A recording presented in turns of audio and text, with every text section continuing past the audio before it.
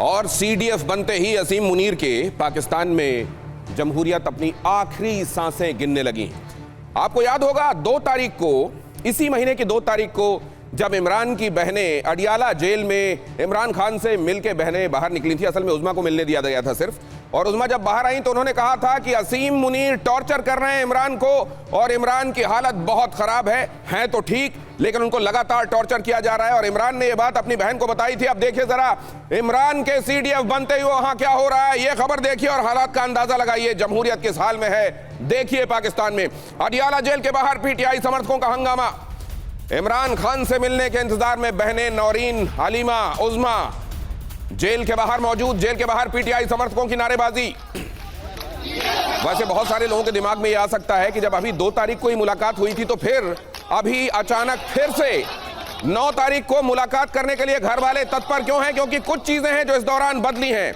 4 तारीख को यह अनाउंस किया गया पाकिस्तान में कि अब जनरल मुनीर सीडीएफ होंगे। फील्ड मार्शल से ऊपर का एक और ओहदा उनका दिया गया, CDF, chief of army staff होने के अलावा वो चीफ ऑफ डिफेंस फोर्सेस भी होंगे। और जब यह ऐलान किया गया और आज ये बहनें वहां पर पहुंची हैं तब, जबकि कल कार्यभार संभाला है। सोमवार को असीम मुनीर ने सीडीएफ के तौर पर कार्यभार संभाला, कई जहरीली बातें कहीं और आज बहनें पहुंच गईं अपने भाई से मिलने। इसका मतलब साफ है कि असीम मुनीर इमरान को टॉर्चर कर रहे हैं। यह बात जो उज़मा को बताई थी इमरान ने खुद, अब उनका भय और बढ़ता जा रहा है, आशंकाएं और बढ़ती जा रही हैं कि क्या सीडीएफ बनने के बाद, पाकिस्तान में सर्वशक्तिमान बनने के बाद, क्या असीम मुनीर अब तमाम हदों से गुजरेंगे और क्या इमरान के वो प्राण भी ले सकते हैं, क्या इमरान की जान भी जा सकती है। ये एक चिंता है जिसकी वजह से पीटीआई समर्थकों का ये बड़ा हुजूम आप देख रहे हैं अडियाला जेल के बाहर, और इसी में उनकी बहनें भी हैं। हलीमा, उज़मा, नौरीन यहां बैठी हुई हैं और कह रही हैं जब तक मिलने नहीं दिया जाएगा घर नहीं जाएंगे। अगली खबर देखिए, अडियाला जेल, अडियाला जेल के बाहर सुरक्षा बढ़ाई गई। अगली खबर, अडियाला जेल के बाहर सुरक्षा एक बार फिर से बढ़ा दी गई। प्रशासन ने जेल के बाहर बैरिकेडिंग लगा दी। मुलाकात में जानबूझकर बाधा डाली जा रही है, पीटीआई समर्थकों ने कहा। पीटीआई के समर्थकों ने कहा है कि हमें जानबूझकर नहीं मिलने दिया जा रहा है। असल में हम मुलाकात कर सकते हैं और कोई भी प्रक्रिया के तहत ऐसा रोड़ा नहीं है कि हमें मिलने ना दिया जाए, लेकिन हमको मिलने नहीं दिया जा रहा है। वहां की आवाजों को, उनके नारों को सुनिए जरा।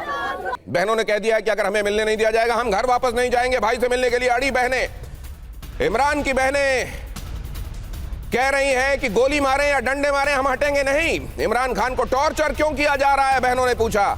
मतलब साफ है कि उज़मा जब उस दिन आई बाहर तो उन्होंने जाहिर हो सकता है, यह भी संभव है कि इमरान के समर्थकों को ठीक स्थिति में रखने के लिए उन्होंने कहा हो कि नहीं खान साहब अंदर अच्छे हैं, लेकिन साथ में उन्होंने जो बात जोड़ी थी कि उनको टॉर्चर किया जा रहा है, मेंटल टॉर्चर किया जा रहा है और इसके लिए वो असीम मुनीर को जिम्मेदार बता रहे हैं। क्या उनकी बातों से यही झलक रहा है कि अंदर इमरान खान की हालत ठीक नहीं है? जरा सुनिए क्या कहा उनकी बहनों ने।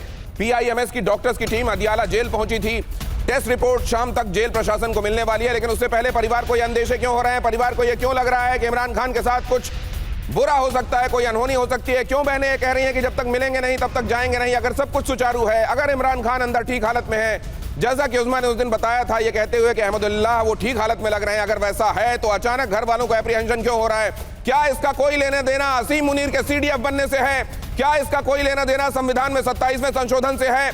क्या इसका कोई लेना देना अब पाकिस्तान में सिसकती जमहूरियत से है? क्या जमहूरियत वहां आखिरी सांसें गिन रही है और इसीलिए ये एप्रीहेंशंस बड़े होते जा रहे हैं? हमारे साथ जुड़ने वाले खास मेहमानों से आपका पहले परिचय कराता हूं। मेजर जनरल के सिन्हा आज की चर्चा में मेरे साथ हैं।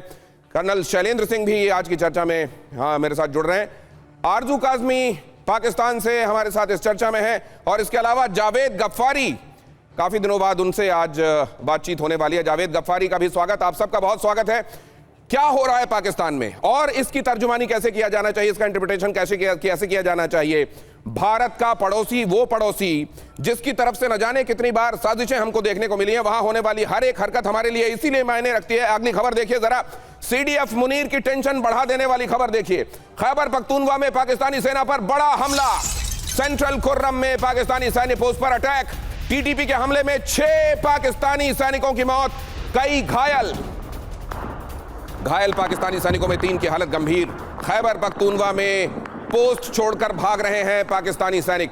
खैबर पख्तूनवा में कल ही ये बात टीटीपी की तरफ से स्पष्ट की गई थी कि अगर यहां के रहने वाले पश्तून भी वर्दी पहनकर असीम मुनीर की तरफ से उनके साथ लड़ने के लिए आए तो उनकी गोलियां ये नहीं देखेंगी कि वो पठान हैं कि नहीं। और आज आप देख रहे हैं ये 6 सैनिकों का मारा जाना और यहां पर रात भर चली गोलियां और उनकी तड़तड़ाहट की आवाज एक बार सुनिए और देखिए, अंदाजा लगाइए इस जगह का।